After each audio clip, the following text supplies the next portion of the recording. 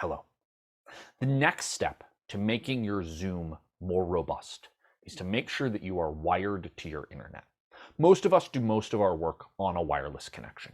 They're easy, they're all over the place. But we've all been in that meeting or at that performance where suddenly someone's internet has gotten really slow and we've watched them stop and start and their sound begins to get garbled. And while that's fine in the middle of a meeting, we can go back, it's fine. If you're giving a prominent speech, if you're in the middle of a performance, 5 seconds of lag can be a bad thing. So what you want to find is in the space you're in, your router. It's usually a little black box, sometimes has antennas. It's plugged into your phone jack or your cable jack. It's how the internet comes into your house. And on the back of that box are some plugs that look like this. Those are Ethernet plugs. They take a cable called Ethernet cable. For those of us old enough to remember, this looks like wide phone cord. Ethernet cables come in categories, often abbreviated to Cat5 or Cat6. Cat5 and Cat6 being the most common. They go up all the way into the teens, though the benefit you get from a high Cat cable isn't really that important to what you're doing here. It's very important if you're doing microtransactions on the stock market, but for Zoom, not so much. I like Category 6 a little bit better than Category 5, but both work just fine. You're going to want a cable, and you're going to want to run it into whatever room you're performing in. In my house, my router is upstairs. It comes down 2 flights of stairs into my basement, here into my Zoom lair. So if you don't know how far that is, and you don't have a long fabric tape measure to figure that out, the best way is to get your pirate on and to pace it out like you would counting on your treasure map. A long step is about 3 feet. Multiply the steps by 3, round up a little bit. There's your cable.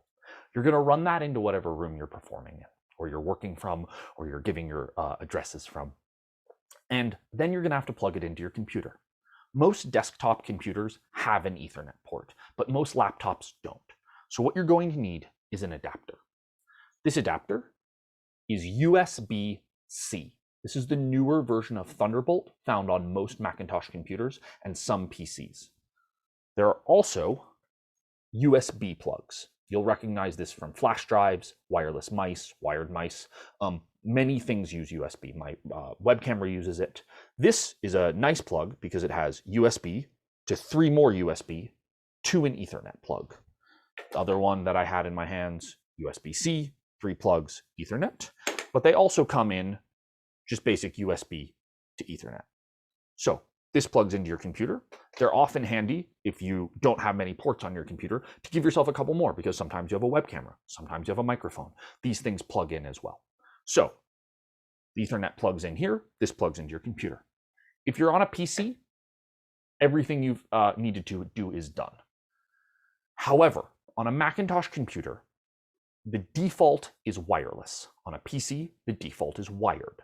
So on a Macintosh, you're going to want to go to that upper right-hand corner where there's that little symbol of the radar that shows you your wireless is good.